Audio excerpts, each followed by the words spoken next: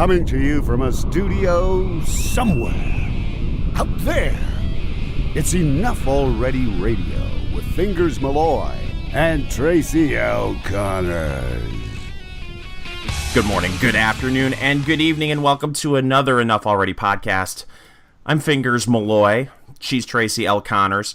2 in a row, Tracy. We're getting regular again. It's nice to be regular. I've been taking our inshore. We're back in the game. Oh, good God, I'm at that age where I have They to send start. you free samples in the mail with your AARP sign-up stuff. Can I tell you what was really disturbing to me? And we'll get to all your politics in a bit, ladies and gentlemen. But you know, I'm staring 50 in the face. It's going to be a little bit down the road, but I'm getting there, Tracy. Mid-40s. And the ads, the pop-up ads that are coming up on my social media are really starting to piss me off. Oh, yeah. And it's stuff that, believe me, folks, I'm not Googling. The AARP ads. The little blue pill ads. You name it. Like the dietary fiber ads. It's like, holy shit. I'm only 46. Propecia ads or no? Metamucil. Okay. But they seem to know that you have a full head of hair. Yes. Interesting. I'm lucky. There, which is surprising because I've been shooting videos for other podcasts. Tony Katz, the Eat, Drink, Smoke podcast that he does, which you can find at TonyKatz.com. He will do a Facebook Live segment, and I see myself on the videos, and the awful Robert Kardashian skunk streak I have in my hair. You remember the Robert Kardashian skunk streak? I do. If you don't remember it, go to the the Hulu there and watch the People versus O.J. Simpson, where you can see Ross Geller playing Robert Kardashian, and he has the skunk streak. It makes me, on video, it looks like I'm going bald because of the skunk streak. Uh-oh. Say that 5 times fast. Skunk streak? Yeah. So I finally was like, oh, the hell with this. Who's that old man in the video? I'm bald now. I just shaved it all off. Oh. Which makes me feel like I look like about 18 months younger. Yeah, that doesn't sound like a rash, like Britney Spears-esque decision. Yeah, but you've known me over the years. Different looks. I'm like Madonna. I keep changing my look. So that's how you stay young. That's right. So now I'm bald. Cool. But at least I don't have any gray hair on top of my head. No, well, you don't have any hair on top of your head. Right. Exactly. Now I just have gray hair all over my face. So now I got to get the crap that you use, the Just for Men. Oh, no. I can never be that guy. I know a guy that does it, and it surprised me that he does it. I won't mention his name because maybe he doesn't want people to know. But I had a coworker that did it, and it looked like someone had taken a magic marker to his beard. It looks so fake. But this other guy does it, and maybe it's because he doesn't have black hair. It's like kind of brownish hair that he was able to blend it, and it doesn't look as fake. It doesn't look fake at all. So good for that guy. But you can spot that from a mile away as a woman, can't you? Yes. See, there you go. It Why does bother? look like Sharpie. Right? Yeah. Well, I think I've told you the story, and I'll keep his name quiet because he could probably beat up everybody that we know. Yeah. But a semi-famous person that I worked on at a short-lived reality show would draw his hair on his head. Oh, get out of here. So he had these little stubbly, like peach fuzzy hairs, and he would spend a good 45 minutes in the morning coloring it in with a certain mascara. I can't remember which one. But he did tell me, because I created the schedule every day for shooting, that he needed at least an hour and a half heads up so that he could draw his hair on. Would I know this name? You probably would. Okay. Well, tell me I don't know air. that everybody would, but yeah. Tell me off air. Okay. No problem. But a bunch of craziness going on, as we know. We're recording this right after the cloture vote. So Judge Kavanaugh's nomination will now go to the full Senate after, we're looking at another 30 hours. Of course. And what cracks me up is, 30 hours of debate. Okay. That's what we need. We need more debate on this. Please. sorely lacking in debate over the Judge Kavanaugh nomination. I think we can all agree that Lisa Murkowski is a piece of shit. Yes. Can't we? Mm-hmm. And by the time this is released, we're probably going to know the vote. But at the very least, at this point we're recording. It's high noon, Tracy, on Friday, the 5th of October. Susan Collins, apparently, because she is an attention whore, is making a dramatic announcement at 3:00 Eastern. The whole world will be watching. Yeah, I mean, why do you have to make just release a press release? Be done with it. Right. Why do any of that? Just vote. Yeah. I don't know. I mean, she's been hounded pretty much more than anybody. Well, am I supposed she feels the need to explain her thinking. Yeah. Am I supposed to feel sorry for her that she's being hounded? No. Not in the least. I mean, what a cush job. You think? How would you like to be a construction worker? And you got to hear how terrible senators have it because someone may yell at them in an elevator. Oh, no. My gosh. And you go into office, and, I don't know currently what the yearly salary is for a senator. I'll Google that for you. But it's a decent salary. Mm-hmm. But you go in at a certain level of wealth. And then if you're there long enough, I'm pretty sure you become a trillionaire. Yes. Tracy. The starting salary is $174,000. $174,000, not a bad hunk of change, but also if you know anything about the Washington, D.C. area, living on $174,000, of course you can live on it comfortably, but it ain't like $174,000 in Oklahoma City. No. But still, it's amazing how these senators, it must just be because they're hardworking, Tracy. They're able to go in, not very rich, make that $174K a year, and then somehow leave office multi-millionaires several times over. Mm-hmm. It's amazing. Well, you're wrong about one thing. They don't leave office. Well, that's true. I just cannot believe... Look, Susan Collins, I understand. It's Maine. Okay. Yeah. But Alaska? Yeah. Arizona? These are solidly conservative states. Arizona's starting to move a little, but you can't come up with anyone better than Lisa Murkowski in Alaska? No. She won as a write-in, if you'll remember. Unbelievable. Is Palin going to challenge her at some point? Is that going to happen? I think she moved, didn't she, to Arizona? Oh, did she? I thought that's what happened. Move closer to her friend John? Yes. She was caring for him in his final days. Did we ever talk about that, how disgusting that was? About how the McCain family treated Palin at the end? Oh, I'm sure that we have. I don't think we've missed an opportunity to talk about them in a poor light. Has Megan returned to work, speaking of? I don't know. This may surprise you. I don't watch The View. I know that when my mother passed away, I had to be back to work in 5 days. Just saying. Mm-hmm. Just throwing that out there. And I was a mama's boy, yeah. Tracy. That may surprise you. Yeah. I'm not surprised. I'll take that as a compliment. So anyway, but she was off a month? At least. When did he die? It had to have been over a month ago, hasn't it? Hasn't it been a month by now? I believe so. Yes, I think it was just short of his next birthday, which sometime in August, I believe. Or maybe he had just turned. I don't know. There's been so much that's happened since then that it feels like years ago. But you're not allowed to bring that up. Like, oh, you're an asshole to even bring up.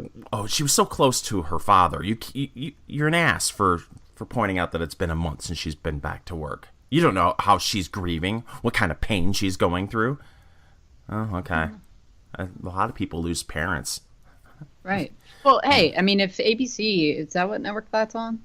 Yeah. Huh. If they're willing to keep her job held for her. Yeah, I guess God bless her. Yeah, I'd certainly take the time if they would give it to me. Yeah. Yeah. Oh, thank you for changing my way of thinking. Well, I mean, think about how long he was still receiving his Senate salary without showing up to work. Are you saying like father, like daughter? Is that what you're saying? Yes, except in the one instance of the daughter, I'm not subsidizing that salary. Yeah. So I guess Well, I guess I am through my cable bill, but still. I guess if ABC is willing to shell out the money every week to pay her, Yeah, more power to her. I still don't understand why that show's on the air. Who watches that? And what's even worse, talk about the dumbing down of America. If you tune into The View to get your news, Yes. Jesus Christ. No wonder we're screwed.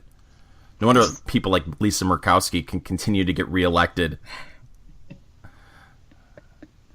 Yeah, the entire state of Alaska is obsessed with The View. Right? I don't know how else you explain that. So the big announcement at 3 o'clock, we won't know what the announcement is. I gotta believe this is the other thing too. What's his name? Merchan?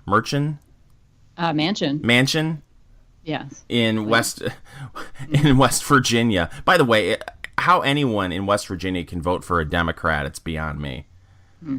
Democratic Party, the modern left has declared war on your state. Mm-hmm. The idea that you could even vote for a Democrat. Oh, our Democrat's different. No, he's not. No. Oh, he's still caucusing with them and voting with them. Lipstick on a pig. Yep. But well, and Heidi Heidkamp committed political suicide yesterday or last evening. yeah. They're coming out. She has to vote her conscience. And I guess they had her brother on MSNBC Okay. talk about it. And Heidi has to like the person she sees in the mirror when she brushes her teeth. Oh, that's nice. Yeah, it's lovely. Oh, so long. But the West Virginia senator, I keep screwing up his name because Manchin. Manchin. Alphabetically, if you do the alphabetical order, Tracy L. Connors, his vote comes up before Murkowski. Okay. So Murkowski can sit back and watch and see how he votes. And if he votes yes, then she can vote no. Right. And she can keep her conscience clear. I'm getting misty. And then you got the senator that said, "Hey, I'm not going to be here on Saturday." Yeah, he's got to walk his daughter down the aisle. No, I can respect that. Me too. Well, I don't know that there's anything that says they have to vote within 30 hours. Yeah, I don't know how that works. They have to have 30 hours of debate. Make Air Force One available for that cat. Yeah. Maybe Trump can go to the wedding. Well, according to this Daily Mail article that I'm reading, it says that the final vote could be as early as dinner time on Saturday. I guess my math differs from theirs. Maybe it's dinner time in London. Yeah, I mean the vote was at 10:30 this morning. Yeah. So plus 20 gets you to 2:30 tomorrow, or plus 30, excuse me, gets you to 2:30, or no, I guess 4:30. So that's dinner time for certain members of the Senate. Oh, I'm sure. Well, look, when you are 97 years old, dinner time is 4 o'clock. Yes. Oh, we can't possibly vote during that.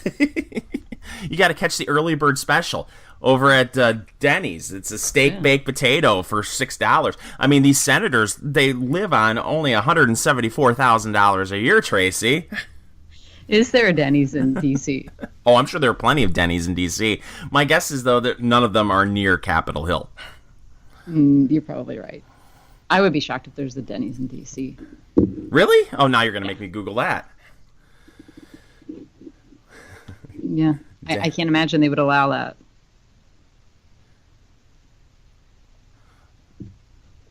Did I ever tell you the story? I was invited to the swearing in of let's see. Oh yeah, of course there are Denny's in Washington D.C. Where? One on 1250 Bladdingsburg Road Northeast. Okay. And then there's a Denny's on Benning Road Northeast in Washington D.C. So there you go. There you go. If you are in Washington, D.C., listening to us right now and you have a hankering for a Moons Over Miami, you know where to go. You're welcome. But I was invited by one of these evil Coke groups to go to the swearing in of one of the... maybe it was the 20... It must have been the 2010 Congress. Okay. That's when the Republicans took control again. Mm-hmm. And I was invited to watch that and then have drinks at the Capitol Hill Club. Oh. Yeah, the very swanky place where, you'll see Mitch McConnell drinking a Rob Roy with Chuck Schumer.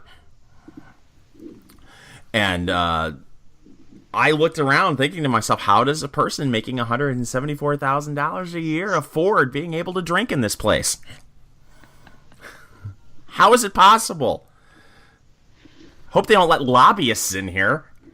No. They would never do such a thing. All right. Now, when you were at the swearing in, was Vice President Joe Biden there? I didn't actually go to the swearing in. Oh. I just went to the Capitol Hill Club. My priorities are a little screwed up. I don't know about that. Well, I got to tell you, look, I have a disdain for all things Washington, D.C., but if someone invites me to go to a party, sure, I'll go. But I try to think back to all of the events that I've been flown to over the years, either to attend a conference or to speak at a conference, and not take advantage of all the other things that were available to me. I mean, I've been flown to Washington, D.C., I can't tell you how many times, and I think I've gone sightseeing once. Mm-hmm. Went to the Smithsonian. That's about it. Mm-hmm. I mean, we were in, where was it, Rhode Island? Mm-hmm. That's where we met. Yep. Back in, what was that, 2012? I believe, yeah. I saw nothing of Providence, Rhode Island. Oh. I didn't go anywhere. Did you miss much? I don't know, did I? I don't know. I walked around a little bit. I didn't see much of note. But I kick myself for missing out on a lot of stuff. And those days are gone, by the way. No one's flying you around the country anymore. Yeah, it's shocking because I provided so much to the movement over the years, Tracy. You would think that they would see the value in flying me places. At one point, it was considered difficult to start your own podcast. Now everybody has one. Sorry. Yeah. Your heydays are over. Yeah, I blame YouTube. You should. Jerk stores. Now people can just take 3 minutes out of their day to go to a YouTube video to learn how to start their own podcast. Well, Perhaps so anyway. you should have made a YouTube video about how to start your own podcast. Oh, but it would be demonetized. Oh, yeah. I'm an evil right-winger. But anyway, the vote is supposed to be tomorrow. So do you think he gets confirmed? I think so. I don't think that they bring up a vote if he doesn't get confirmed. Right. Or, I mean, there could be some thinking that if he doesn't get confirmed, that'll fire everybody up to go vote in November. I believe that to be true. Mm-hmm. I mean, I think it's really fired up. Well, it's fired up both bases. Right. I think you're going to find this is going to be one of the heavier turnouts for a midterm that we've seen in quite a long time. Mm-hmm. Unless you see a bunch of lefties that are apathetic. Which they could be. I mean, if he gets through, they're going to be a little bit apathetic, I would imagine. Yeah, I would think to myself, oh my gosh, I mean, I've been on Facebook constantly posting. No, they've been protesting it at courthouses all over the country, apparently. Well, apparently that's one of the main concerns with Collins and Murkowski and Manchin was they were worried. There were apparently hundreds of protesters on Capitol Hill just roaming around waiting for one of these characters to hop in an elevator. Well, yeah. And you've got rogue Democrat staffers posting other senators' home addresses and phone numbers on Wikipedia. Yeah, can we talk about that? Yeah. The amount of really disturbing news that has come out this week that is being completely underreported because of the Kavanuagh hearings and also the fact that these are leftist attacking right-wingers. Mm-hmm. It's appalling. You start off with this former... Was he ever elevated to the level of staffer, or is this just all interns? He was an intern here, an intern there. As best I can tell, he was never above an intern. Because I don't think you become a staffer and then go down to intern. That makes sense. Last position I believe he was an intern for Sheila Jackson Lee. Yes. Out of Texas, right? Yeah, and I believe he was an intern until he got fired for this. But how bad of an intern do you have to be to get fired for working? I'm assuming it's not a paid internship, but maybe it is. Oh, it probably is. This guy's like 27 years old. And I believe he's a graduate of law school. You're taking an unpaid internship. Yeah. It's a government internship. Oh, sorry, he graduated from George Washington University in 2014. Well, he could have family money. But you see the photo of the guy, and it's exactly what you would expect. Yes. I guess you pronounce his last name Costco. Oh, see, from the evil Costco yes. family of box retailers. Oh, so I love that the Politico headline was ex-Democratic staffer charged with posting senators' private information. I'm surprised they even mentioned the party affiliation. Right, but by preceding it with ex-Democratic staffer, right. As if he wasn't a current staffer when this happened. But it's hard to tell if he was or was not. It seems that he was. Well, there's the video of Sheila Jackson Lee slipping that envelope to Ford's lawyer. Yeah. Probably it said something like, we've got an ex-staffer working on something. You're going to love it. Yeah, well, in this article, it says Costco has been working as an intern in the office of Democratic Representative Sheila Jackson Lee of Texas and has been fired, according to her chief of staff, Glenn Rushing. So that makes me think that he was a current staffer when he did this. But he did it from another senator's office. Well, just trying to put the blame on another senator. Right. So, and I thought he had a tech background too. It doesn't say that in this article about in Politico, but yeah, I don't know. It'll be interesting to see, when you fall on the sword and do something like this for the Democratic Party, what kind of job he'll have in 5 years when he, first of all, I'm sure he'll go to jail, but it'll be a country club and probably be for 6 weeks at the most. Potentially. I mean, they're saying he's been charged with making public restricted personal restricted personal information, witness tampering, which I don't really understand, threats in interstate communications, unauthorized access of a government computer, identity theft, second-degree burglary, and unlawful entry. Party affiliation? Democrat. 6 weeks. And for those of you who don't know, what he did was go onto the Wikipedia pages of Mike Lee, Orrin Hatch, and Lindsey Graham and altered them so they now showed their addresses, phone numbers, and email addresses.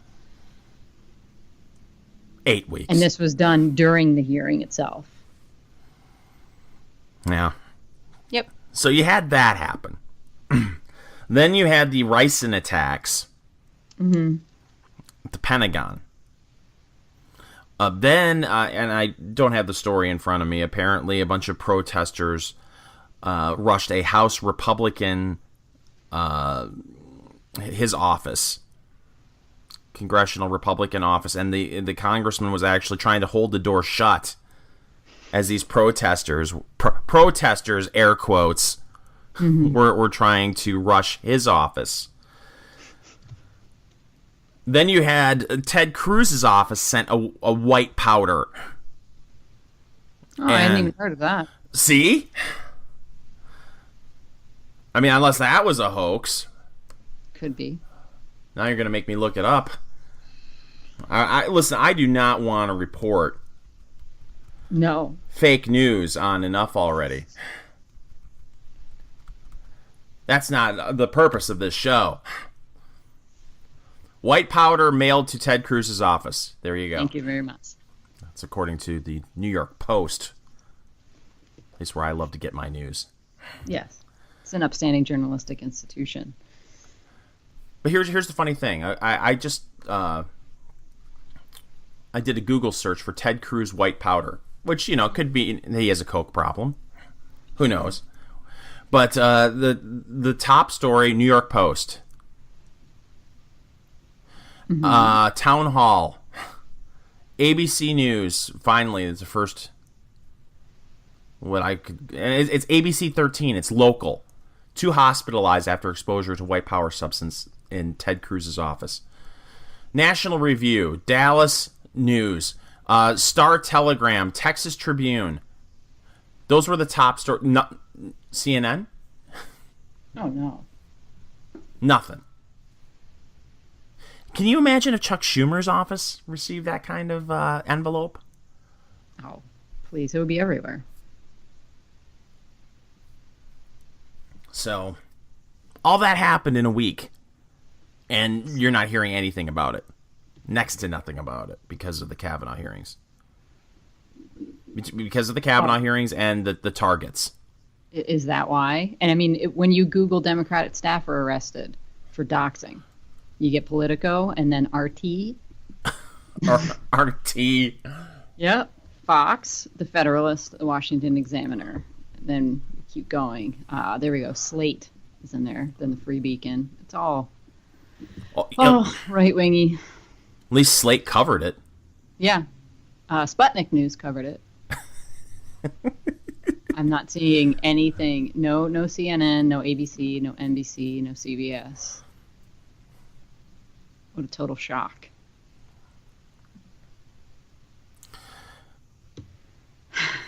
Well, I mean, that's what is to be expected nowadays, and then they wonder why their reputation is in the toilet. Mm-hmm. Oh, I hate to do this because it's so easy. Mm-hmm. And the what if it were the situations were reversed. But think if all this happened and these were Tea Party affiliated people doing this to Democrats.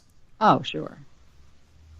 Well, I was thinking about it this morning with this kind of stuff. I mean, we know for a fact that they sent people in on purpose to be disruptive at rallies. Yeah. O'Keefe exposed that whole thing. We call it bird dogging. And you can do that when you have batshit crazy people on your side that are willing to go start fights.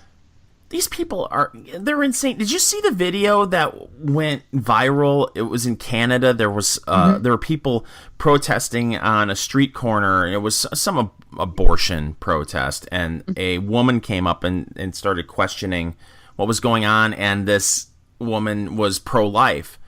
And you had this male pro-choice hairdresser. Mm-hmm. Read into that what you will. He got offended by what she had to say, and so he did a whole roadhouse round kick and kicked her camera out of her hand and kicked her as well. Yes, and he keeps, oh, I'm sorry, I only meant to kick your camera. As if that's acceptable. Yes. And I'm sure most people have probably seen the video, but if you haven't, it's quite extraordinary because he doesn't even escalate to anger. He just all of a sudden hauls off and, roundhouse kicks her. And it's the weirdest thing. I mean, he just kind of does this thing with his arms like he's winding up, and you're like, what is he doing? And the next thing you know, there's this foot coming around and kicks the phone right out of her hand. And apparently it hits her in the head. Oh, he hit her in the head too? Oh, yeah. I didn't know that. Oh, I'm sorry. I'm reading it in a Life site right now. She says he forcefully roundhouse kicked me in the shoulder, which sent my phone flying. Well, so if you watch the video, you just see the camera go fly, and then you hear her yelling like, somebody call the cops, somebody call the cops. What's amazing in these situations is someone who clearly, he's not thinking clearly, lets his emotions rule him, kicks someone filming him, has his face on camera, has the kick on camera. There's no denying what he did. I think it took the internet about 10 hours to track this guy down. Yes, and he has lost his job. Yeah, the Instagram account of this hairdresser salon posted on their Instagram account that they were, of course, appalled that this gentleman would turn to violence in a disagreement over politics, and he is no longer affiliated with the salon. So you can't get your hate haircut in Canada. I'm sure he'll find work elsewhere. Oh, of course. That's the difference. Some sympathetic salon will be like, oh, you know what? That woman deserved it. We'll hire you. You'll be our head hairdresser. They still call them hairdressers, right, Tracy? I believe so. I think that's still PC. Hairdresser. And you go in and you pay with your charge plate. So apparently I'm using 1950s lingo. Yes. Sit on your Davenport. My Gammy still uses that word. Davenport? Yes. For those of you who don't know, that's what certain people call couches. It's a Davenport. Sofas. Yes. Sofa. Dungarees. So that's another thing that happened. Yeah. I'm really getting kind of that story when it turns to violence. That story needs to spread like wildfire. But you know, these incidents that are happening where someone yells at someone at a grocery store, or you know, some bigot said something and it becomes national news. I was like, when did this start becoming a thing? And it has to all revolve around clickbait, right? I mean, it's just websites are desperate for stories, for videos that will outrage you and make you click on it to see the whole thing. But just like you and I clicked on this story to watch the video. Right. Well, at least that was violent. It was just like somebody yelling at someone, or you know, that poor actor that was on the Cosby Show that got shamed because he was working at a Trader Joe's. Oh, I didn't see this. Oh, were you a fan of the Cosby Show? Yes, I was. Before you found out that Bill Cosby's a rapist? I still quite like the show. You can put that aside and just enjoy the art. Well, you know how the older daughter, the one that was old, I think Lisa Bonet was in the middle. Okay. And then you had Malcolm Jamal Warner was Theo. And I believe the older daughter was Sandra. I think that's right. Sandra got married. Okay. The guy that played Sandra's husband. Okay. Was spotted as he was, you know, he's been struggling as an actor, and he was a checkout clerk at Trader Joe's a month ago, and someone secretly snapped a photo of him, and they were like shaming him, and go, oh, how the mighty have fallen, and you know, and that went viral. It's like, why is this news? Wow, and an actor is down on his luck and is now working retail. Film at 11. Yep. It's all gossip nonsense. Well, now Tyler Perry, I guess, stepped up and has offered him work. Because, you know, Tyler Perry has somewhere in the neighborhood of 85 projects going at the same time. Of course. That man is a beast. Is he funny? I don't know. I've never seen any of his movies. You mean you're not in the demographic for a Tyler Perry movie? Is that what you're saying? Shockingly, no. I don't know. Doesn't mean I wouldn't watch them. It's just never occurred to me to do so. I've seen where he's like 85 different characters, like an old lady, and it's a way to keep costs down, Fingers. Oh, that's true. Yeah, I don't know how that works with SAG roles. If you're playing multiple characters, I would assume you only get paid for one. But if you're the producer... Yeah, and I believe the director and probably writer. He must absolutely shit money. Yep. Just shits $100 bills. I think he's got like 7 TV shows going at the same time, and there's a Tyler Perry movie coming out, and yep, every week for the next year. Yeah. So hey, God bless. Yeah, good for him. So he apparently hired, and I can't remember his name on the show. Yeah, well, it seems like he was not a bit player to begin with. Right. So why anybody would feel the need to shame him? Oh, how the mighty have fallen. You mean the character that we can't name from the Cosby Show? And how shady is it to take a photo of someone when you don't ask? Yeah. It's just, I got my phone out, just taking a photo of you, but you don't know. I'm going to plaster it everywhere on the internet. Asshole. Well, isn't that whole People of Walmart site? Oh, damn it, Tracy. I know. I do like the People of Walmart site. I know. Well, I'm just letting everybody know that we are terrible people.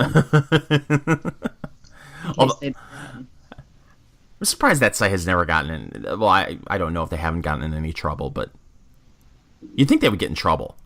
Do they blur the face?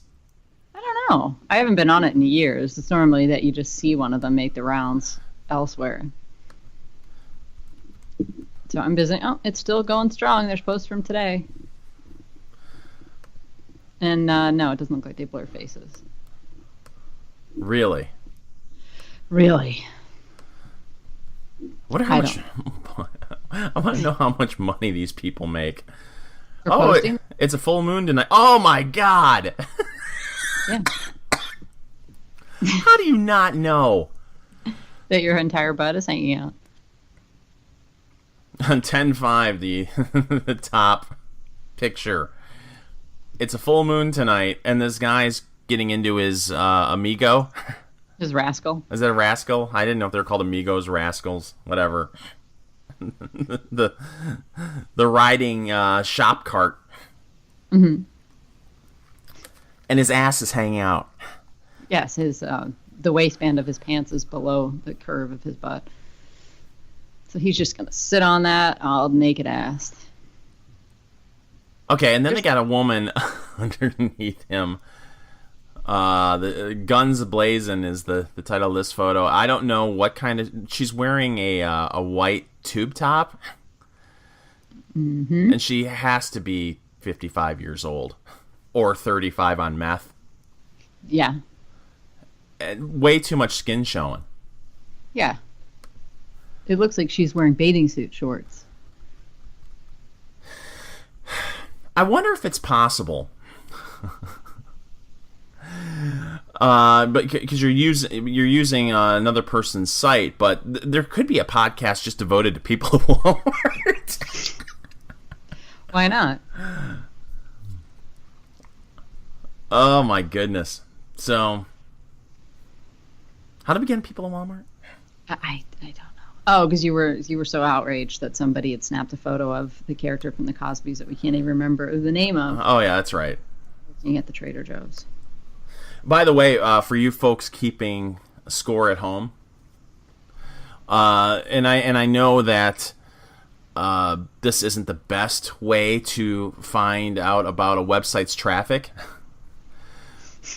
I'm on Alexa.com right now, and People of Walmart ranks 22,000 in the U.S. as far as traffic goes.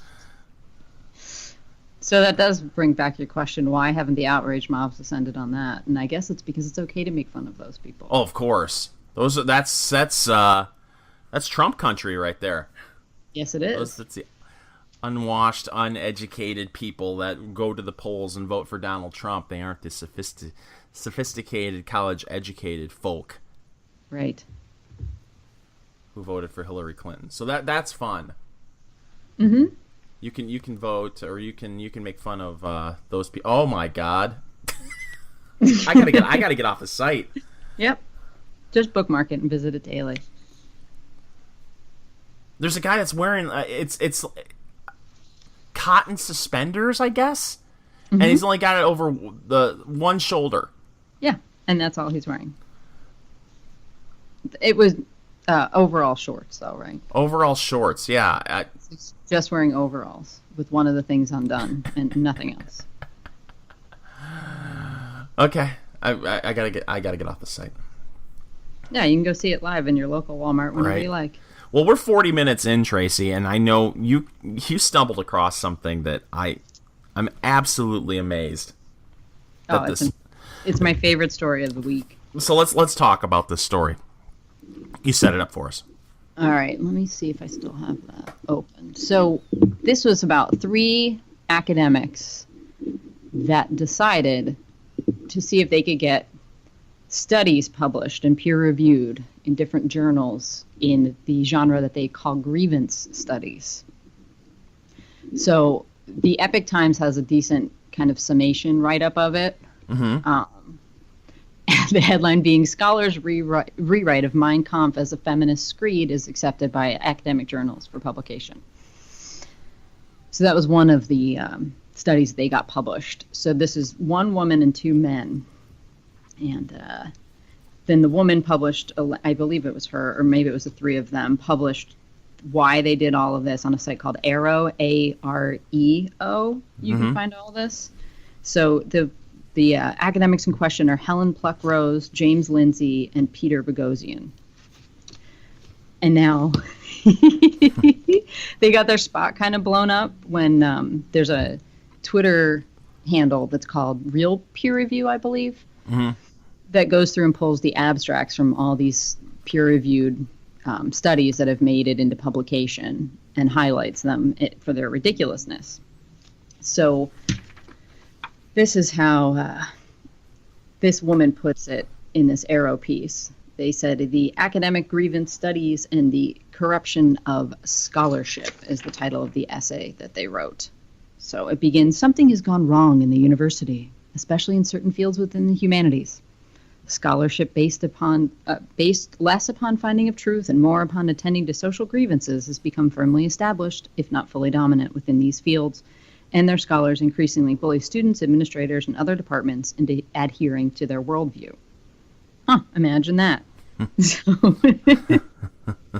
So the 3 of them, it continues, we spent time writing, how long did they do this? I think they did this for a little over a year or 2. So in that time they spent writing academic papers and publishing them in respected peer-reviewed journals associated with fields of scholarship loosely known as culture studies or identity studies or critical theory, because it was all rooted in that postmodern brand of theory which arose in the late 60s. As a result of this work, we have come to call these fields grievance studies, in shorthand because of their common goal of problematizing, which is my new favorite word, aspects of culture in minute detail in order to attempt a diagnosis of power imbalances and oppression rooted in identity. So they say, we undertook this project to study, understand, and expose the reality of grievance studies, which is corrupting academic research. Because open, good faith conversation about topics of identity such as gender, race, and sexuality and the scholarship that works with them is nearly impossible. Nearly? Yep, and our aim has been to reboot these conversations. So they decided to push this as far as they possibly could. So they outlined their methodology was always to follow a specific pattern. So it started with an idea that spoke to our epistemological or ethical concerns with the field and then sought to bend the existing scholarship to support it. So the primary point of this project is not knowledge production, it's sophistry, is what they came to find. So all these other things that are being put out there is how they're categorizing that as sophistry. That is, it's a forgery of knowledge that should not be mistaken for the real thing. So the biggest difference between us and the scholarship we're studying by emulation is that we know we made things up. And we've all heard these stories come out about these insane studies. And then all of the scholarship goes in that direction. It's taken as, sacrosanct fact that this stuff is legitimate and that it influences policymakers and future studies. So I love this so much. It's oh my God. Should we just cut to the studies that they publish? Yeah. All right.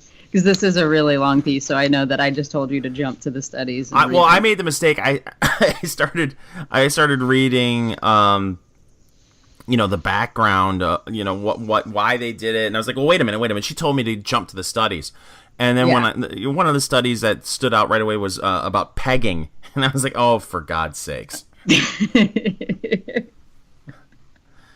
And you have to understand, too, that all three of these people that participated in this consider themselves to be liberals. They're so disgusted, with what has been going on, and that they felt the need to do this to prove a larger point about the ridiculousness of everything. And well, good for them. Yeah, no, I think this is awesome, and it's too bad that their spot got blown up by real peer review, because when that Twitter feed highlighted it, that started some actual journalists interested in digging into this and seeing if this was legitimate or not. And it was the focus of one of their studies. It was called Dog Park, and that's what blew up their spot. So Dog Park study, the title of which, Human Reactions to Rape Culture and Queer Performity in Urban Dog Parks in Portland, Oregon. And now they made up fake names to publish these, but also established backgrounds for those people in case somebody went looking for them. So they would put up fake profiles and everything. Mm-hmm. So this was authored by a fictitious woman named Helen Wilson, PhD. And she's supposedly from the Portland Ungendering Research Initiative. Okay. So the fact that this got published in a journal called Gender, Place, and Culture. So, the status of this they have in here, accepted and published. Here's the thesis. That dog parks are rape-condoning spaces and a place of rampant canine rape culture and systematic oppression against, quote, the oppressed dogs, through which human attitudes to both problems can be measured. This provides insight into training men out of sexual violence and bigotry to which they are prone. So, and the purpose of publishing this, they say, was to see if journals will accept arguments, which should be clearly ludicrous and unethical, as they provide an unfalsifiable way to perpetuate notions of toxic masculinity, heteronormity, and implicit bias. Now, does it try to tie in toxic canine masculinity with toxic masculinity in humans? Yes. Okay. Yes. They go on to say, because I've read several different pieces about this whole thing. And they're saying that the way that we could, we train dogs to behave, then why could we not also use that same methodology of dog training to train men out of rape? Oh, duh. But, they made up all these statistics and stuff like that. So, this is total bullshit, right? It sounds like nobody went and studied these dog parks. It sounds like they're making the complex simple, Tracy. I don't know why anybody poo-pooed this.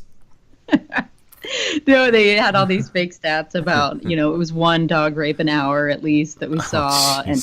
And the other thing is they would use citations in these papers, mm-hmm. and all of the citations were legitimate.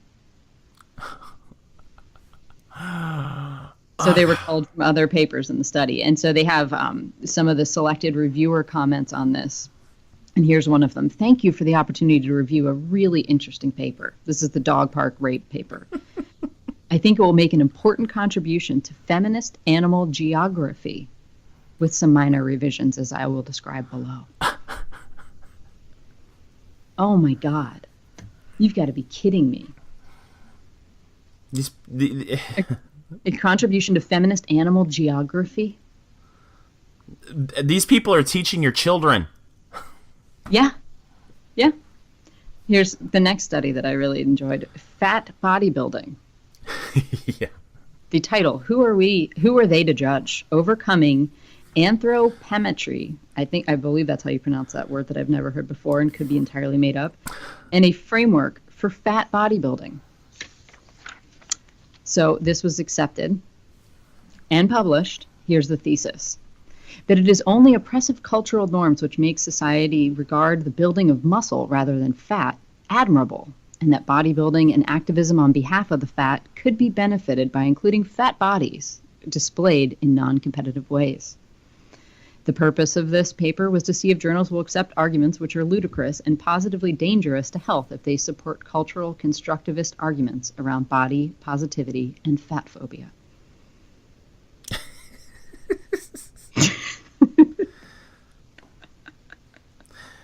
It's amazing to watch when it comes to fat phobia and embracing your body. How and it can go back to the people of Walmart, by the way. Sure.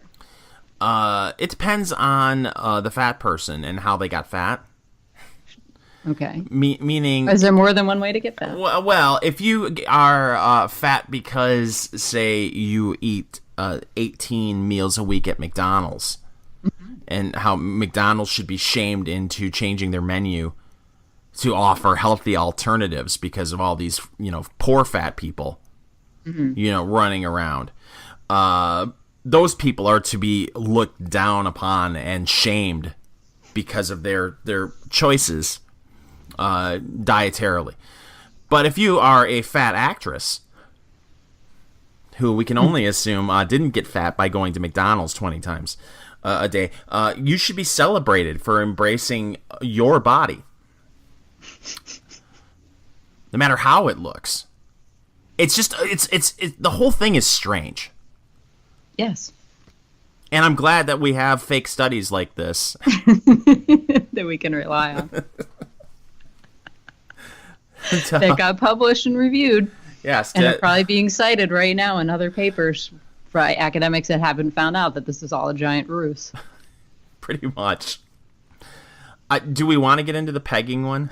That's really. one that you seem to like. But... Well, I couldn't believe it. Just shocked me. I'm like, okay, yeah, fat. Okay, dog, park rape. Pegging. Yes. Don't ask Jeeves pegging, ladies and gentlemen. If you're not aware what pegging is, maybe we should just skip that altogether. Yeah, you can look that one up. Yeah. I did let me see, this one got published. This was on Hooters. So the title is an ethnography of restaurant, which I think is a genius word. Yes. Masculinity. Themes of objectification, sexual conquest, male control, and masculine toughness in a sexually objectifying restaurant. So the thesis of that is that men frequent restaurants like Hooters because they are nostalgic for patriarchal dominance and enjoy being able to order attractive women around. Is that what it is? Yeah. That's what I thought you guys just like the wings. Well, I get mocked quite a bit because you actually do like wings? I could eat Hooters bread. You could bring me a bowl of Hooters breading, and I could eat the breading. I don't give two shits about the woman in the short shorts and the boobs hanging out. I don't care about that. I mean, okay, it's nice to look at, but it's not like, oh man, I'm really hankering for looking at girls in short shorts and boobs hanging out of their tops. I got to go to Hooters. No, yeah, I actually like the food. I've gotten Hooters takeout before. But even if you are the type of a cat that likes that sort of thing, it's not because they're longing for the 1950s again. No. It's, oh, wow, boobs. Nice. Yes. And crazy. Each one is better than the last. So this was another one that they did, and it was okay, and now I'm back over to the Epic Times story.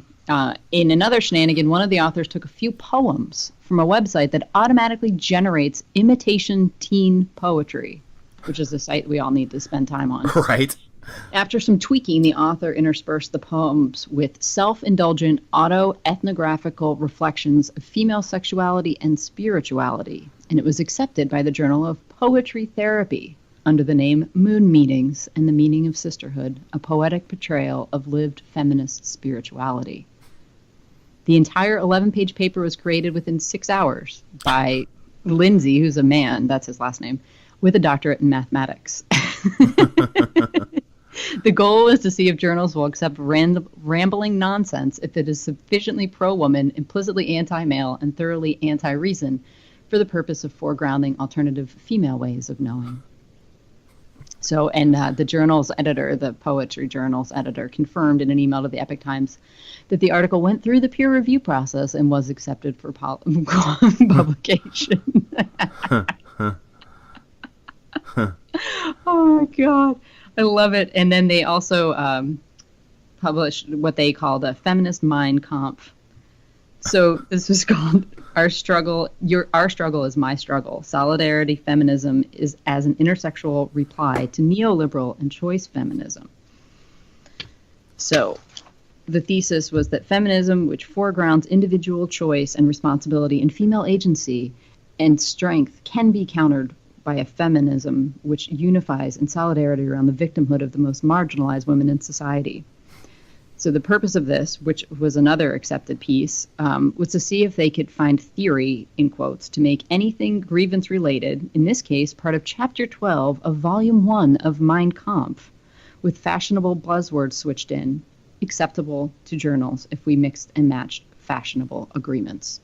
So they basically took a chapter of Mein Kampf and changed some words around to make it a little bit more pro-feminist, take out everything. Every instance where it says the Jews, they just replace it with the patriarchy or some other such grievance group that we're allowed to hate on. And they submitted it, and it got published. Priceless. Oh, it's amazing. And it's such a shame that they got their spot blown up before they fully completed this project. But so once again, where can people find this? The longer piece that was written by the actual academics that did this is at Areo, AREO.com, I believe, is the website. I'll tweet it out too. Arrow Magazine, excuse me. AERO magazine.com. So you got to set aside about a half hour. It's a long piece. Yeah, it says it takes 47 minutes to read, and there's also videos in there of them explaining it too. They must have had such a laugh doing this whole thing. Oh my God, how far can we push this? What won't they take? Do you think we could take Mein Kampf and make it pro-feminist? No. How would we write a piece about pegging? That's what college used to be. It used to be fun. Mm-hmm. Yeah. By the way, apparently this morning, anti-Kavanuagh protesters woke up Mitch McConnell at his D.C. home with a kegger party chanting, "I like beer. Cancel Kavanuagh." Good luck, guys. But you can tell this fight is over, that at least the party people and the media have given it up because of that giant New York Times expose on the Trump family and their history with taxes that came out in the middle of the week. Yeah. Yeah. We're back to that. By the way, unemployment record low, 3.7% unemployment. Don't want to talk about that one. Thanks, Obama. Yeah. I'm sure he'll be out taking credit for it. President Obama's presidency is really one of the most amazing presidencies in my lifetime. Because he could go 6 years into his presidency and blame the last guy. And then go 2 years into the new guy's administration and take credit for the good stuff. It's amazing. Even though it's basically gutted everything that he did. Yeah. So we throw out everything he did, but yet he's still responsible for the effects. Amazing. He's magic. Well, we're an hour in, Tracy. I know. Anything else? Well, I did want to talk about this little tax scheme story from the New York Times because I waded through all the 34 pages of it. Oh, God bless you. I'll give you the cliff notes. Rich families do a lot of things to keep the government from taking money out of their family. Dun, dun, dun. Who didn't know that? You mean to tell me that rich people set up ways to protect their money?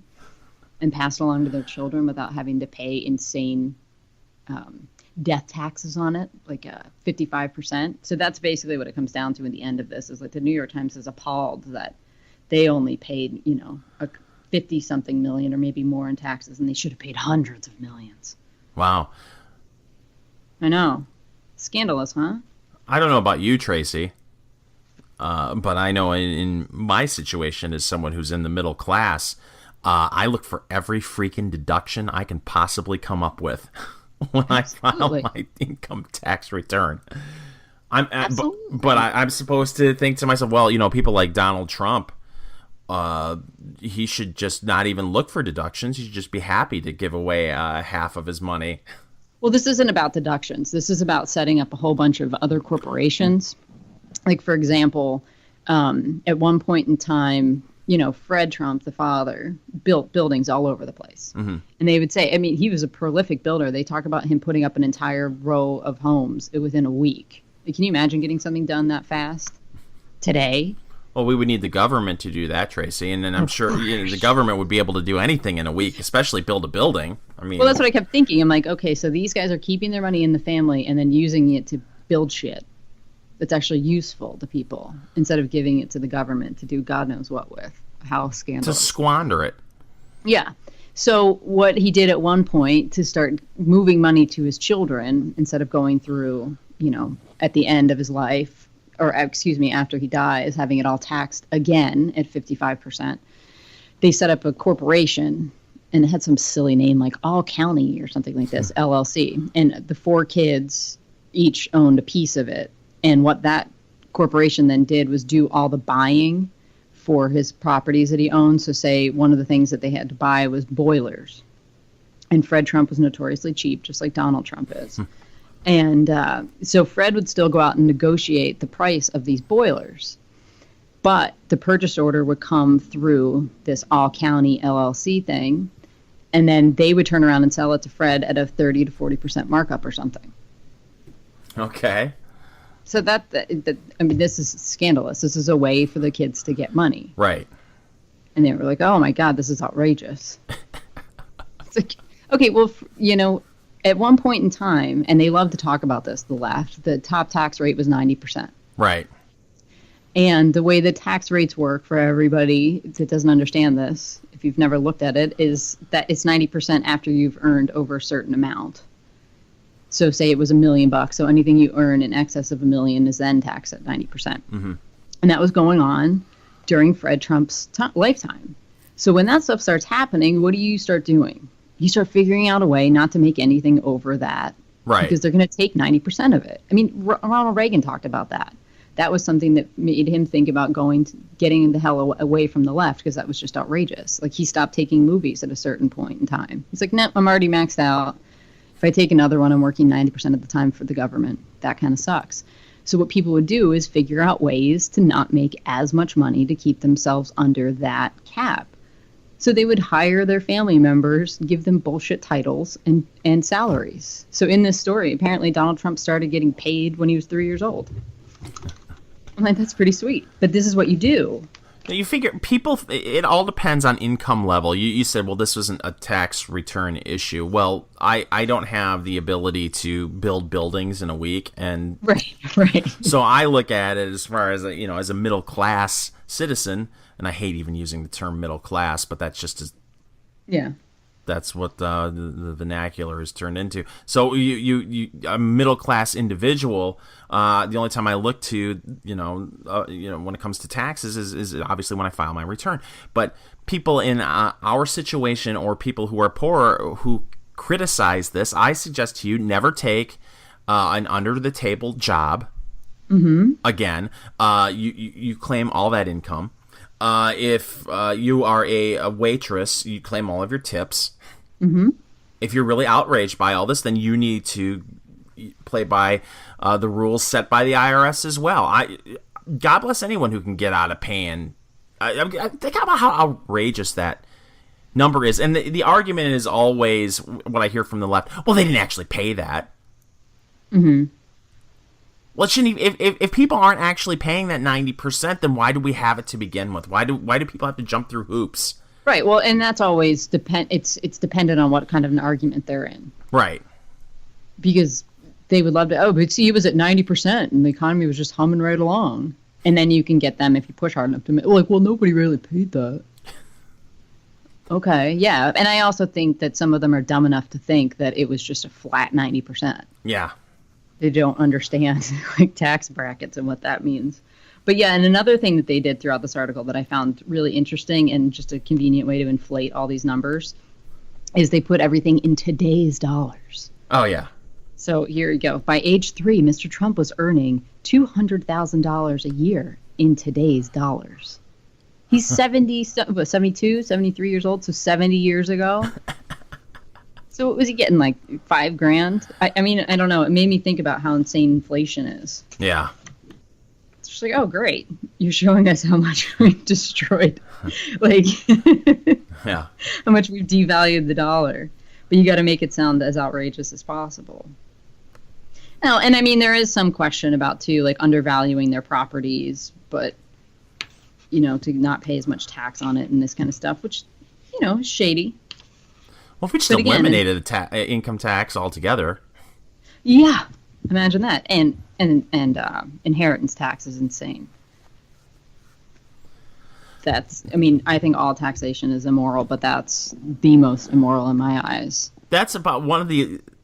I can point to the way Republicans have framed that argument as one of the few success stories by calling it the death tax. Yeah, well, that's what it is. It's obscene. Yeah, you're alive today, and it's totally cool that you have all that money. You're dead tomorrow, and the government gets 55%. And even though you've already paid taxes on all of it. And the way that it's argued on the left and it's framed on the left, it's well the kids don't deserve that money. They didn't build that. And I'm like, well, how do you know?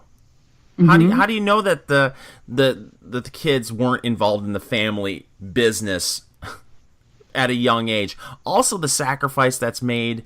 You know, a lot of times a self-made man, a self-made woman, when they're running a business, they miss out on a lot of the family stuff that they would have loved to attended. They miss the baseball game, and they miss this and that. There should be a payoff for that. Right. Do you think anybody worked their whole life to make sure that the government gets 55%? Ugh. No, you do that to take care of your kids. Yeah.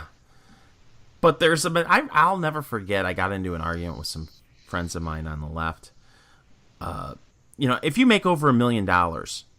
you can afford to pay from 1 million to 2 million. You can afford to pay 90% of your income because you've already made that $1 million. So you should be fine with only being able to bring home 100,000 of that income between 1 million and 2 million. You can afford it. The people that die and they have a beach house like Bernie Sanders, the government should be able to come in and just confiscate it. Why should the kids get that? Well, and what they'll do in that kind of case is that you owe taxes on the value of that property. Yeah. So a lot of people will inherit, property from somebody, and then they owe this huge amount of tax that they can't possibly pay, so they have to sell it. It's obscene. It's obscene how you see some of these people who have owned the homes that have been in the family for 100 years that have to sell because property taxes have become so obscene on that property that they have to sell it because they can't afford it anymore. And there are leftists out there that are fine with that. Well, just sell the property. Oh, okay. That's cool that the government can just decide that I have a tax bill that is so high that I can't afford it anymore. And instead of having the reaction, wow, that's obscene, you shouldn't have to sell your property that's been in your family for 100, 150 years because of a property tax bill. No, it's, well, okay, you should sell it. Well, that's too bad. Pfft. What kind of world are we living in when that's the reaction? That's obscene. Yes. We're an hour and 10 minutes in. I know, we've gone on long enough. Oh, what were you going to say? Finish your point. No, I was going to say we should wrap it up. Oh, okay. You can find the Enough Already podcast on Stitcher, SoundCloud, TuneIn, iTunes, YouTube, and BitChute. You know, I got friends on the right who are content creators, and I've mentioned BitChute to them, and a lot of people haven't heard of BitChute, Tracy. Really? Yeah. But I hope trying our best to spread the word. I hope BitChute is the future. I do. I'm serious. Yeah. From what I understand about BitChute, from what you've told me, they just leave your content alone. They don't care about your politics. Right. You just throw it up there. Let the consumer decide. Exactly. No one's being forced to watch anything. Right. What a weird concept. BitChute. Mm-hmm. Final thoughts? No, I'm good.